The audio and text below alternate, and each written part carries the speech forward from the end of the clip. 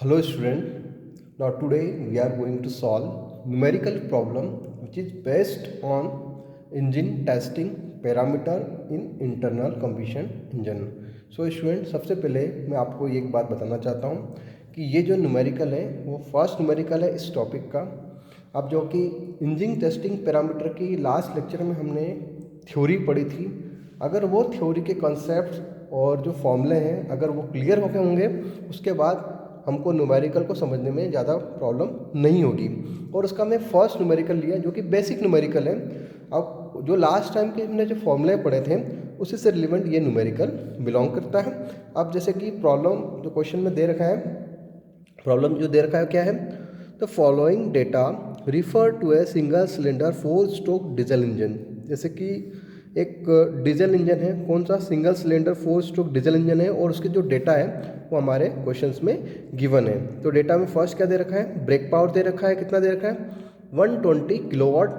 Speed means revolution पर minute कितना है, स्पीड दे रखी है उसकी 500 आरपीएम, ठीक है।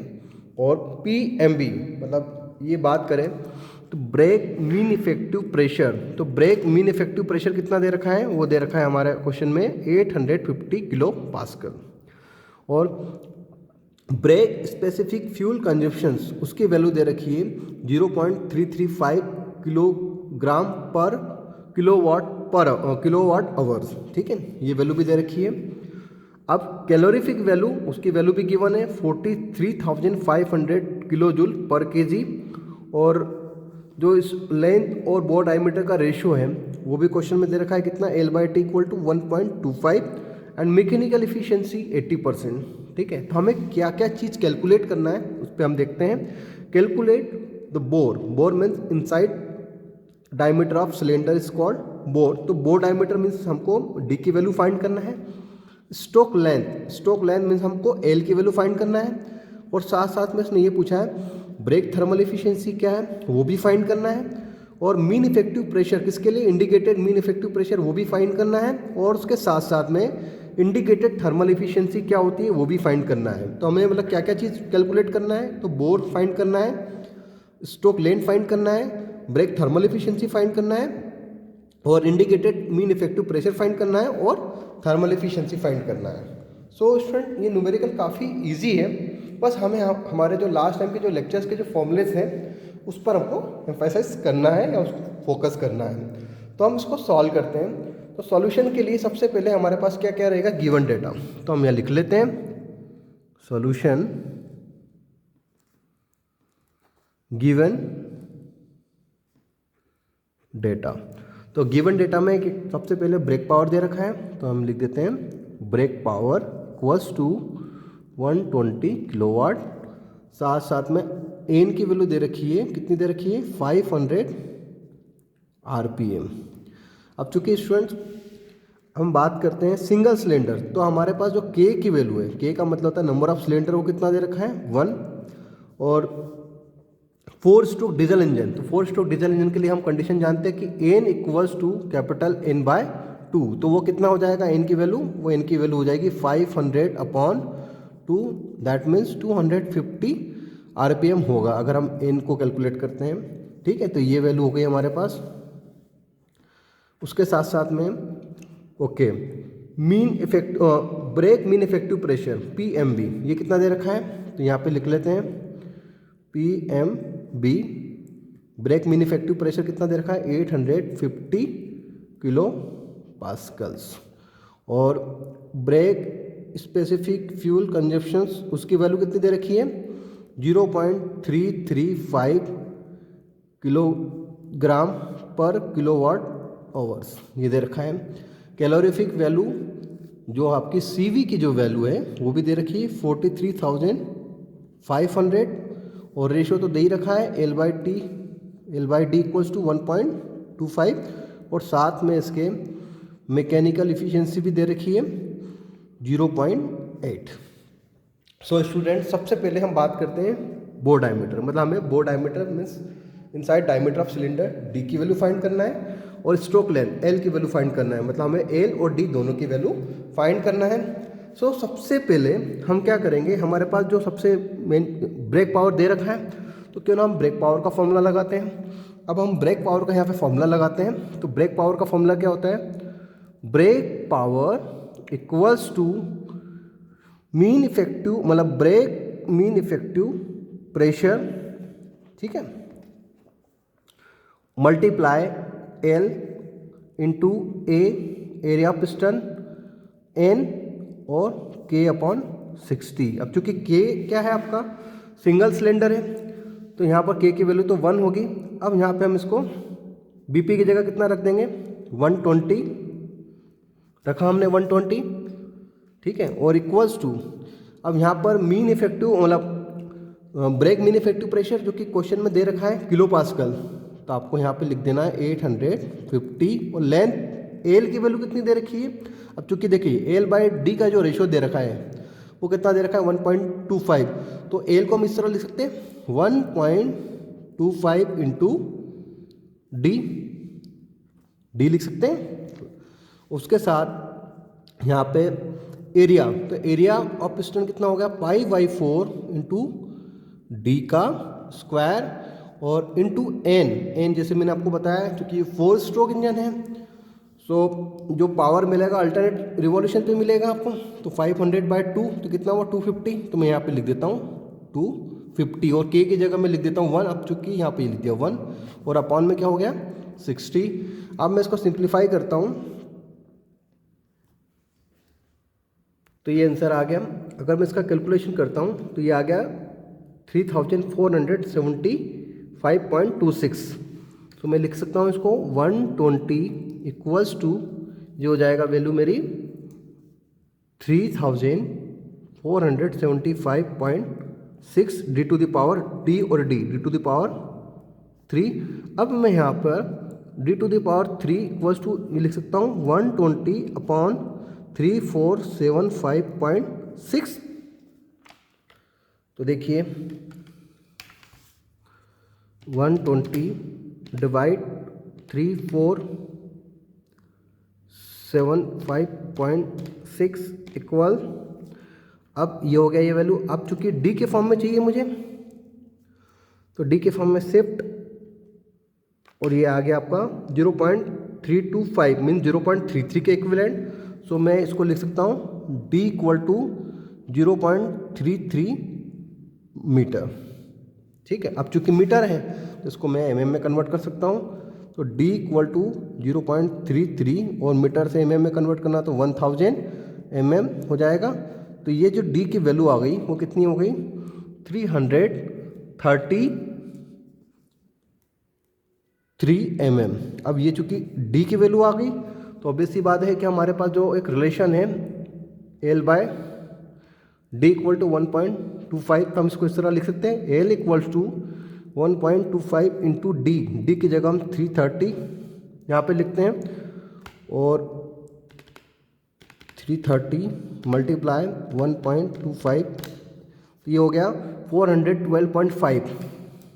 तो एल की वैल्यू कितनी हो गई 412.5 एमएम। तो देखिए हमारे पास कौन कौन सी वैल्यू आ गई, तो डी की आ गई और ये एल की वैल्यू भी आ गई, ठीक है। अब हमारा मेन जो काम है तो हमने ये फाइंड कर लिया और स्ट्रोक लेंथ ये फाइंड कर लिया। अब हमको फाइंड क्या करना है, थर्मल इफिशिएंसी, कौन सी ब्रेक थर्मल इफिशिएंसी, ये फाइंड करना है।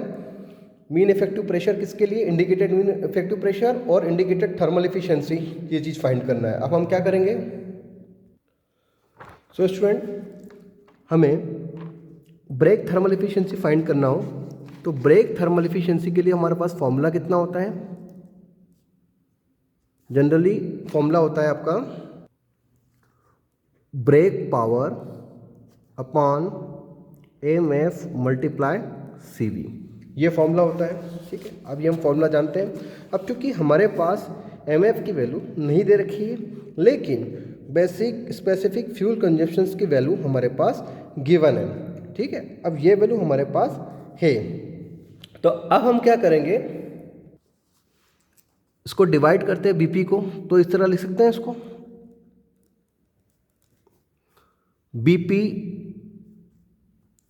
बीपी डिवाइड बीपी से होगा तो ये हो जाएगा आपका 1 upon M F upon BP into calorific value.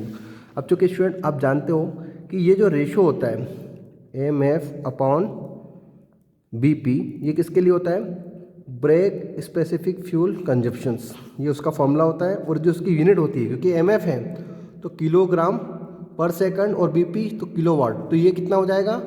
Kilogram पर किलोवाट आवर्स, ये रिलेशन होता है। सो हम यहाँ पे क्या करेंगे, अब देखिए चूँकि ये सेकंड है, सेकंड से हम आवर्स में इसको कन्वर्ट करते हैं, वो चीज़ पता है आपको, क्योंकि किलोग्राम पर सेकंड किलोवाट, तो अपन सेकंड से आवर में चेंज करते हैं तो कैसे लिख सकते हैं? किलोग्राम आवर, किलोग्राम पर किलोवाट आवर। अब आवर तो मतलब ये हो जाएगा 3600, तो हम इस तरह लिख सकते हैं brake thermal efficiency equal to 3600 upon basic specific fuel consumptions और इनटू कैलोरीफिक वैल्यू, क्योंकि ये रेशो किसका होता है? MF upon BP equal to किसके होता है? BSFC। अब इसकी जगह BSFC लिख दिया और मल्टीप्लाई CV। अब चूंकि ये सेकंड में था, अगर इसको मैं आवर्स में चेंज करूंगा तो इसको ऊपर ले आ सकते हैं, तो 3600 हो जाएगा। तो ये एक फॉर्मूला हो गया। अब हम यहाँ पर ये वैल्यू रख सकते हैं। अब ब्रेक थर्मल इफिशियंसी तो 3600, अब BSFC यहाँ पर कितना दे रखा है? 0.335, तो यहाँ पे लिख दिया 0.335 और इंटू CV की वैल्यू तो है ही हमारे पास। CV की वैल्यू कितनी है? क्वेश्चन में हमने 43,500, ठीक है, 43,500, तो हमने लिख दिया 43,500। अब इसको हम सॉल्व करते हैं। सॉल्व करने के बाद हमारे पास वैल्यू कितनी है? 0.247, तो 0.247। अब चूंकि हमको परसेंटेज के फॉर्म में निकालना है तो 0.247 मल्टीप्लाई 100, तो ये आ गया हमारा 24 यहाँ पे लिख देता हूँ मैं इसको 24.7%। तो आपकी जो ब्रेक थर्मल इफिशियंसी कितना हो गया? 24.7%। तो हमने इसको यहाँ पर फाइंड कर लिया, तो एक वैल्यू ये हो गई। अब हम बात करते हैं कि हमें और चीज़ क्या फाइंड करना है कि ब्रेक थर्मल इफिशियंसी तो फाइंड कर लिया, अब हमें फाइंड करना है mean effective pressure for indicating. तो इंडिकेटिंग मीन इफेक्टिव प्रेशर ये फाइंड करना है, PIM। अब ये फाइंड करने के लिए हमें पहले IP की वैल्यू पता होना चाहिए और उसका फॉर्मूला पता होना चाहिए। तो IP की वैल्यू कैसे फाइंड करोगे? Indicating power. तो सबसे पहले जो चीज़ हमारे पास है हम उस पर फोकस करते हैं। आपके पास मैकेनिकल इफिशियंसी है। अब चूंकि यहाँ पे हमने ब्रेक पावर भी फाइंड कर चुके हैं और ब्रेक पावर की वैल्यू है हमारे पास, तो एक फॉर्मूला होता है मैकेनिकल इफिशियंसी, तो वो कितना होता है? BP upon IP। और मैकेनिकल इफिशियंसी कितनी है यहाँ पे मैकेनिकल इफिशियंसी है आपका 80%, दैट मीन्स 0.8। तो यहाँ पे हमने लिख दिया 0.8 इक्वल्स टू ब्रेक पावर कितना था? 120 IP। तो आप IP की वैल्यू निकाल सकते हो। IP की वैल्यू कितनी हो जाएगी? 120 upon 0.8, that means IP equals to हो गया 150 किलोवाट। तो देखिए 150 किलोवाट ये वैल्यू भी हमें मिल गई। अब ये वैल्यू हमें मिल गई IP की। अब हम क्या कर सकते हैं? IP का फॉर्मूला लगा के इंडिकेटिंग मीन इफेक्टिव प्रेशर भी फाइंड कर सकते हैं। अब IP का फॉर्मूला हमको पता है, we know that IP equal to कितना है? Indicating power equals to P mean effective pressure, that means I into L A into N K upon 60। तो देखिए स्टूडेंट्स, अब हम यहाँ पर PIM की वैल्यू फाइंड कर सकते हैं, क्योंकि हमें IP की वैल्यू पता है, L की वैल्यू पता है, A की वैल्यू पता है, A का फॉर्मूला पता है, N means number of revolution और K mean number of cylinder. तो आप यहाँ पे लिखते हैं IP का कितना आया था? 150।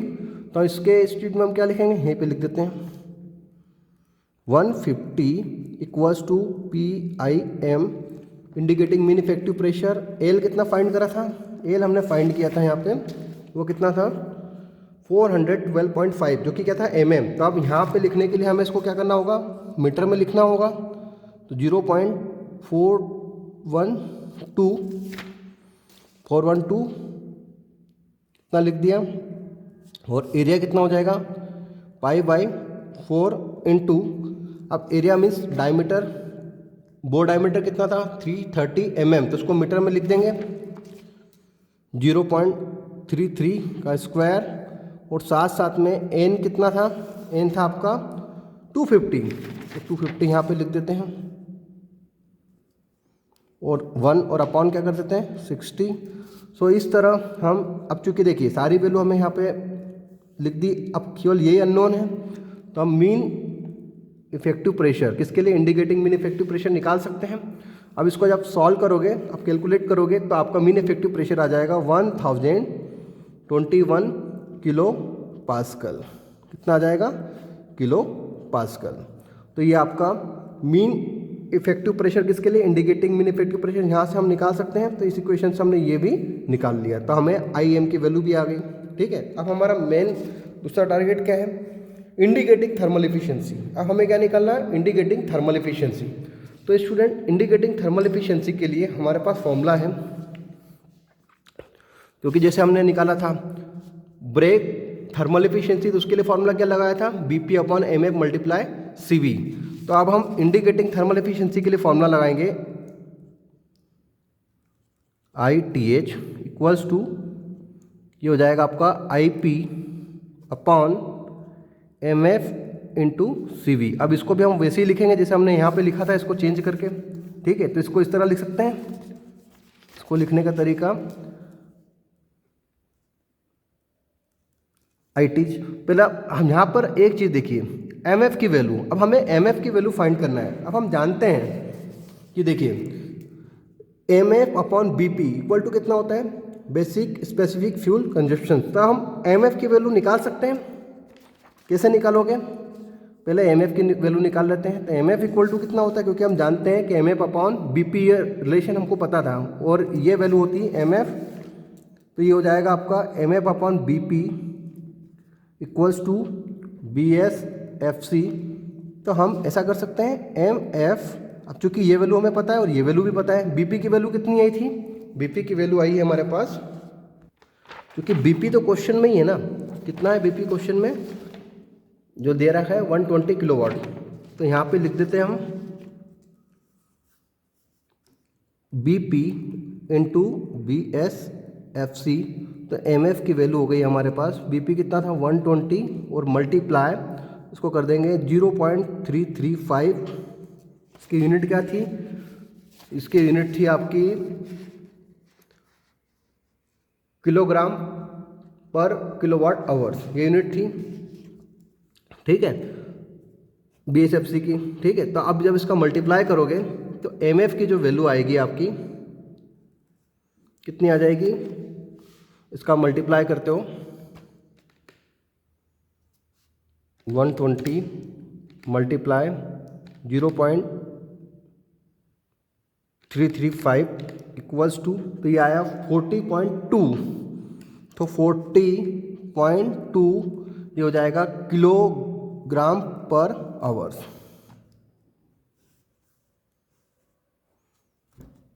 ठीक है, किलोग्राम पर आवर। अब इसे मैंने किलोग्राम पर आवर क्यों लिया, इसका डायरेक्ट रिलेशन यहाँ से। अब देखिए स्टूडेंट्स, अगर मैं बात करता हूँ यहाँ पे इंडिकेटिंग थर्मल एफिशिएंसी, तो मैं इसको इस तरह लिख सकता हूँ 3600, जैसे हमने इसको लिखा था, बीपी का डिवाइड करके 3600, क्योंकि एम एफ अपॉन बीपी कर दिया, और एम एफ अपॉन बीपी किसके इक्विवेलेंट हुआ, BSFC। तो उसी तरह हम क्या करेंगे यहाँ पे, इसको इस तरह लिख सकते हैं कि आईपी का डिवाइड करते हैं, तो जैसे कि मान लो आईपी का डिवाइड किया तो 1, और एम एफ अपॉन कितना हो जाता है आईपी, और मल्टीप्लाई ये कितना हो जाएगा CV। और चूंकि हम जानते हैं कि एम एफ अपॉन आईपी, तो ये कितना हो जाता है आपका जो वैल्यू, ये ISFC की वैल्यू होता है। अब चूंकि यहाँ पे हमें MF की वैल्यू भी पता है और IP की वैल्यू भी पता है, तो अब तो हम यहाँ इजीली फाइंड कर सकते हैं। तो अगर मैं इसको आवर्स में चेंज करूँगा, क्योंकि ये सेकंड में था, तो आवर्स में चेंज करूँगा तो यहाँ पे कितना हो जाएगा 3600। तो फॉर्मूला क्या हो जाएगा 3600 अपॉन MF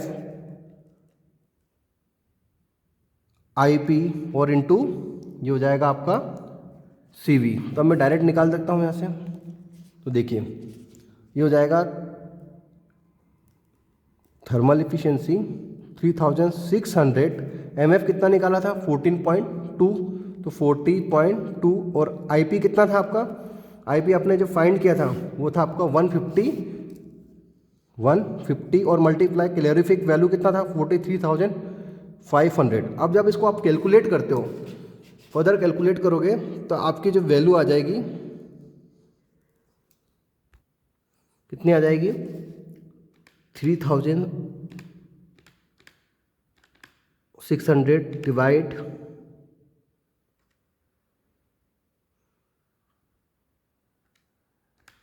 40.2 डिवाइड 150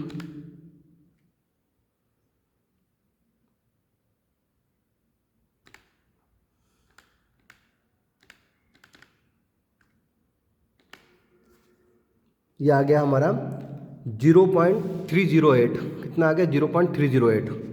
तो हम यहाँ पे निकालते हैं 0.308। अब चूँकि अब इसको परसेंटेज के फॉर्म में निकालना है तो इसका मल्टीप्लाई 100 से कर देंगे, तो आपकी जो इंडिकेटिंग थर्मल एफिशिएंसी आ गई वो कितना हो जाएगा 30.8%।